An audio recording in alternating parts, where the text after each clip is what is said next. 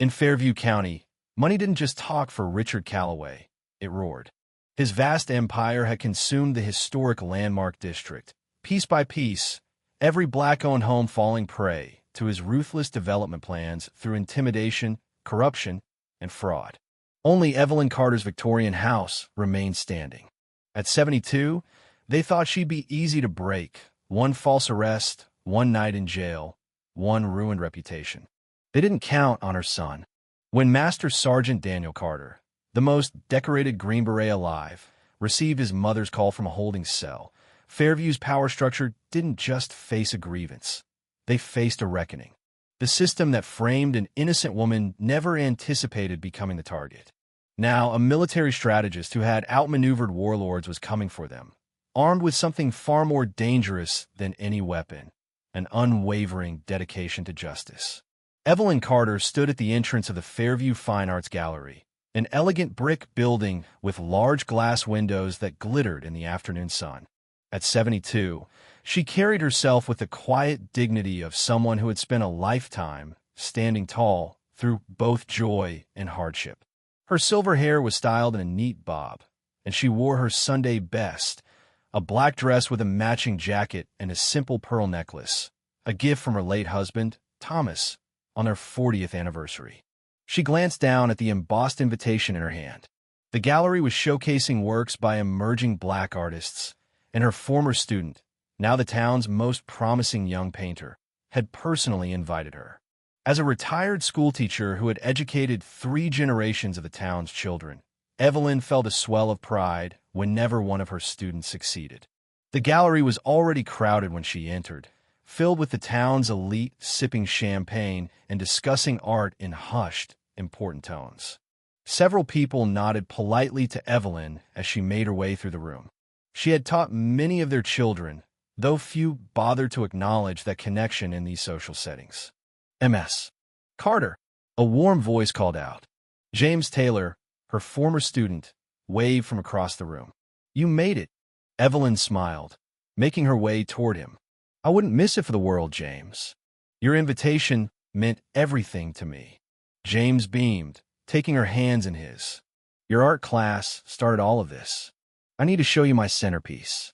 As James led Evelyn through the gallery, neither noticed the tall figure watching them from the corner.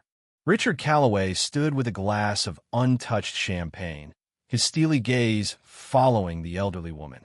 At 65, Calloway was the wealthiest man in Fairview County, his slicked-back silver hair and tailored suit exuding power. That's her, a man beside him asked, voice low. Calloway nodded slightly. Evelyn Carter. She owns the last original home in the landmark district. Her property is the final piece we need for development. His companion, the gallery owner Victor Langston, raised an eyebrow.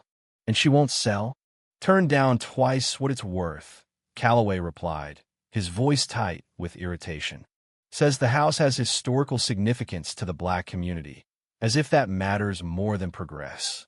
Langston swirled his champagne. And you're sure this will work? It has to, Calloway said. Once her reputation is destroyed, community pressure will force her out.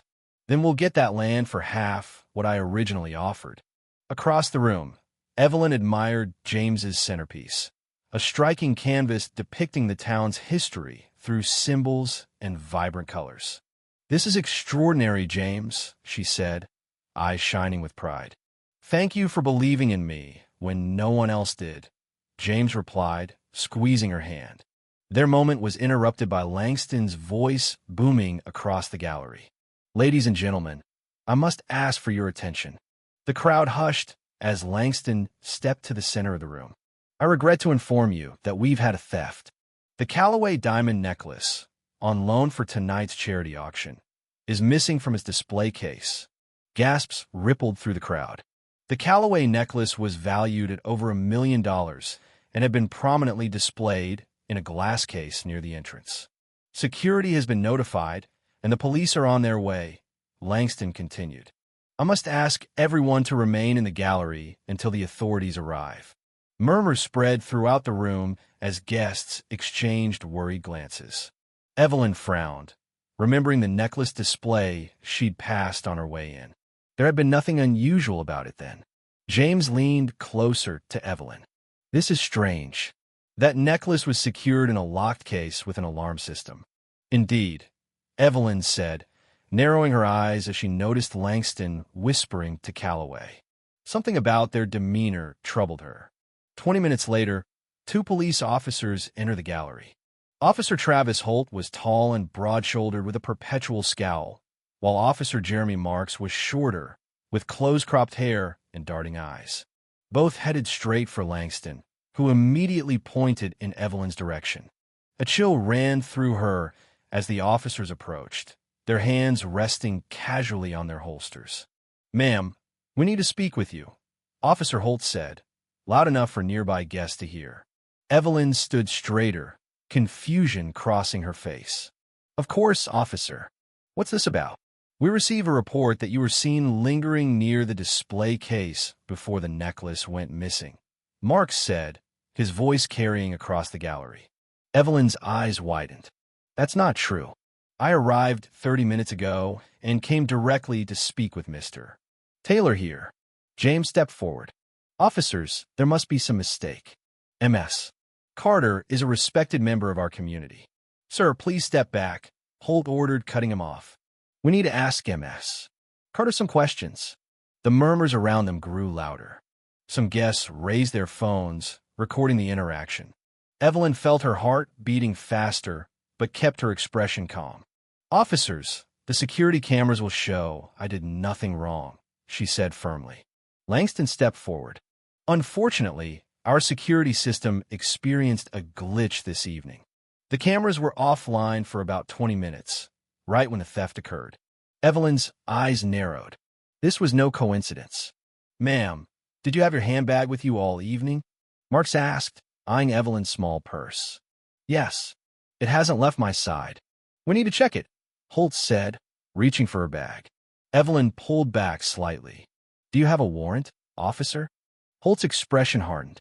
"Ma'am, we're investigating a felony theft. If you refuse to cooperate, we'll have to take you to the station." Evelyn could see what was happening, but couldn't believe it. After 50 years in this town, after teaching hundreds of its children, this was how they would treat her.